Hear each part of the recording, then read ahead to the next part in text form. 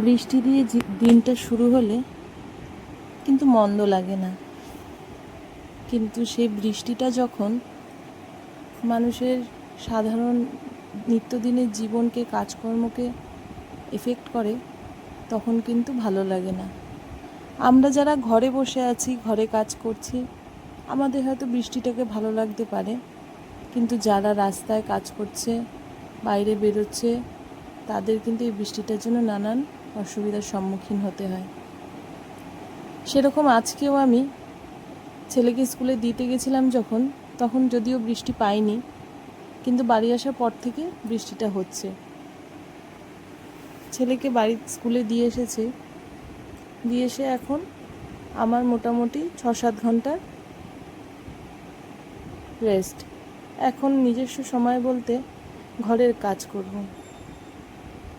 কাজ করব, রান্নাবান্না করব, এসব করতে করতেই আবার দুপুর 2টো বেজে যাবে। তখন আবার যাব ছেলেকে স্কুল থেকে আনতে।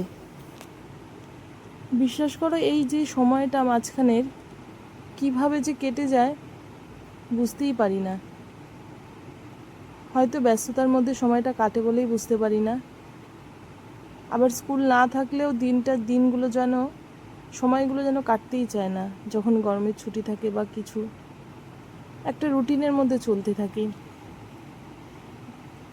এইভাবে বিছানা টিছানা গুছিয়ে নিলাম। তোমরা যারা বিছানায় যখন বেডশিট পাতবে, এরমভাবে পাতবে, দেখবে বেডশিট একটুও কুঁচকে যাবে না। আমি তো এভাবে পাতি। এটা কিন্তু আমাকে শিখিয়েছে আমার বর। ও কিন্তু আমাকে দেখিয়ে দিয়েছে যে এইভাবে বেডশিটগুলো রেখে গুজে দেবে, দেখবে আর কিচ্ছু হবে না। কারণ ঘরে বাচ্চা কাচ্চা থাকলে তো অনেক কিছু বিছানার ওপর অনেক অত্যাচার হয়, সেই জন্য। বৃষ্টি কিন্তু এখনও থামেনি, কন্টিনিউ চলেই যাচ্ছে। এখন বেলা প্রায় 10টার মতন বাজে। রান্নাবান্না করতে হবে ওইদিকে। দেখেছো, সামনের পুকুরটা কিন্তু আমাদের বিশাল বড়। পুকুরে কিন্তু জলও অনেক, আর প্রচুর মাছও কিন্তু আছে এই পুকুরে। মাঝে মাঝেই কিন্তু পুকুর কমিটি কিন্তু পাস দেয় এই পুকুরে।